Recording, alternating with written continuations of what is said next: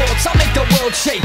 When I turn off, my talents restore the balance to sex, money, drugs, violence, and watered down ballads. Warning, falling rock zone, crack your dome. You're now lost in a world that's for years been my home. Your only means of protection would have been your daddy's contraception. Your reflection in itself is a weapon. Got a real nice, robust, serious panel right here, and I know everybody's here all about their business and learning and really making headway in this industry. So if you will, all the panelists, please introduce yourself, tell everybody what you're working on right now, and you know, a little bit about yourself, background information and everything. What's going on, y'all? This is producer Amadeus, representing the Bronx, New York. Holla. You know, I work with Mike Jones, 50, Dipset, Foxy, Marcus Houston, Talib Kweli. Yo, I'm Dynasty Williams, CEO of Beat Dynasty. I A&R work on hiphop.com and producing, working with Graf, J Mills, and Doe right now.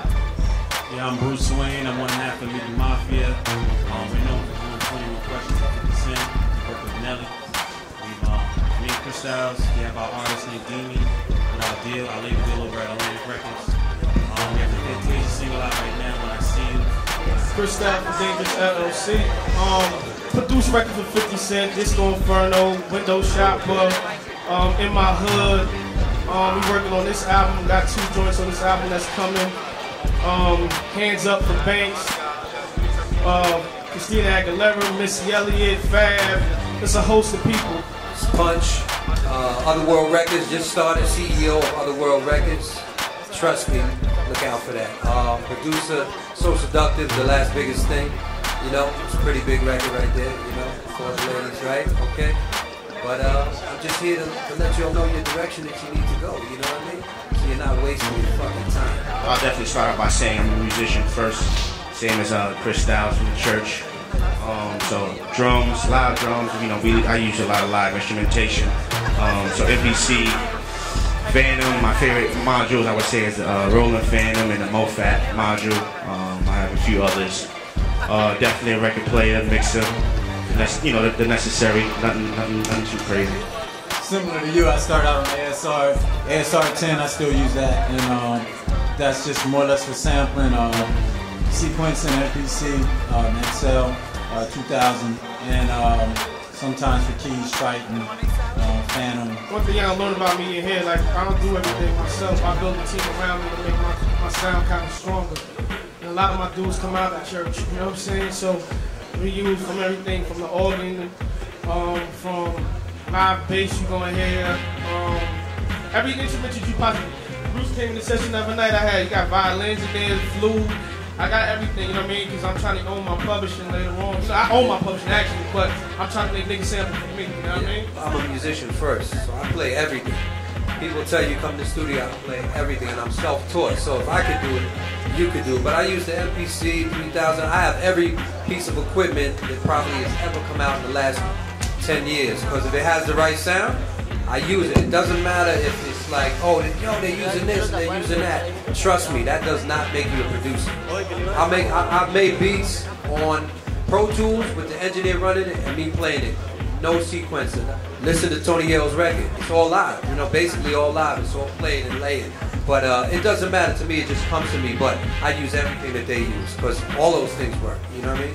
If you love hip hop, let me hear something right now. Yes, that's what I'm talking about. If you an MC in this house tonight, come to the front stage. Come right here. Alright. Drop that. Y'all gonna rock with me on this one. Yeah. Fresh out. Alright. Talk with me. I got hair to a pocket, man. If I'm a little student, be the bullshit I roll, pay attention to me. Daddy come home, sleeping on the late night. Mommy sitting here, setting up the candlelight. Sitting up the soon, chilling with the trash and roll. Well, all along, you know you got a class and roll. I'm so confused. 2 a.m. and I'm thinking and I'm thinking. You 4 a.m. and I'm looking down you. You 5 a.m. I'm already tight drunk. I'm praying to God this man is not with her. This man is caught with her. Wish this man a lot of love.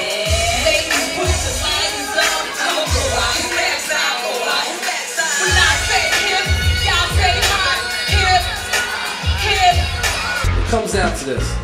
When you come to these events, there's got to be somebody in here that can hopefully help you.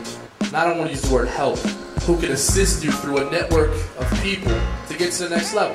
So Stevie, when people come to our showcases, we have, you know, the unsigned magazines and the unsigned DVDs, and then we also have the A&Rs, we have the executives, we have people with signing power, and the DJs and all that. But the reality of it is there's a starting point.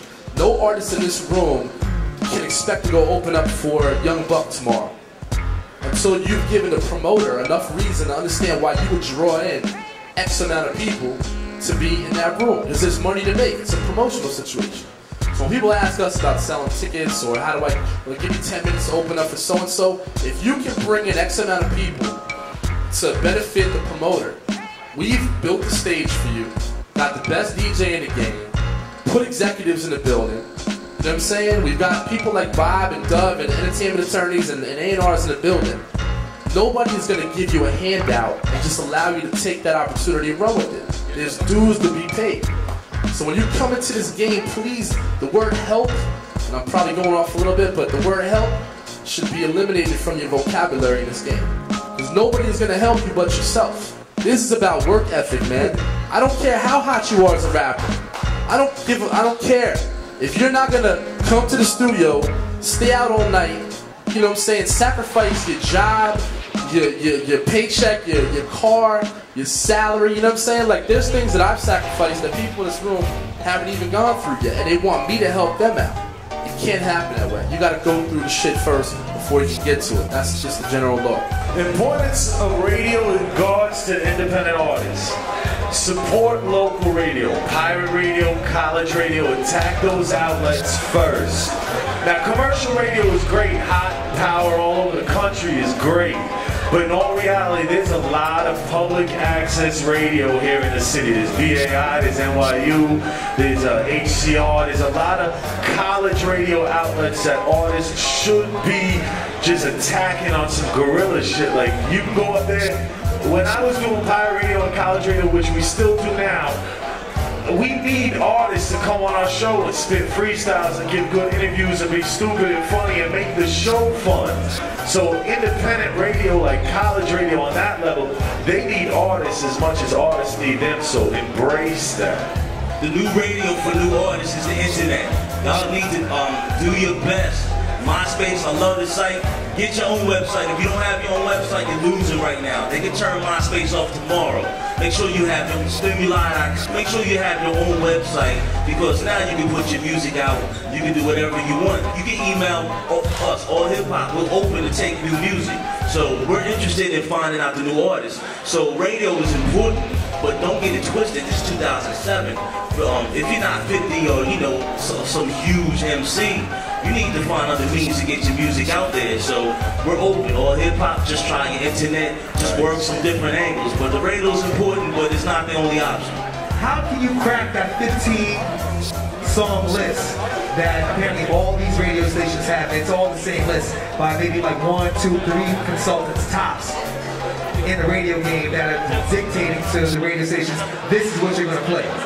This is when you're going to play it. If you were a mix show DJ back in the day, you had the freedom to find out about a hot record when it was in your market or elsewhere and bring it to your city, bring it to your station. Those days are dead. Well, I think really it takes the knowledge. You got to understand how long it really takes to break a song. Mims has brought up many times tonight. I first heard that song that Mims got right now in early July. You know what I mean? You're talking almost 6-7 months now, and this song is #1 across the country now. That's the reality, how long you really got to dedicate on one song and really push it. Plus, there's still a lot of outlets, like even on Hot. I mean, K. Slay will still play independent records. Yeah, you're gonna have a tough time getting your joint in rotation at the 5 o'clock drive. But there's a lot of late night, you know.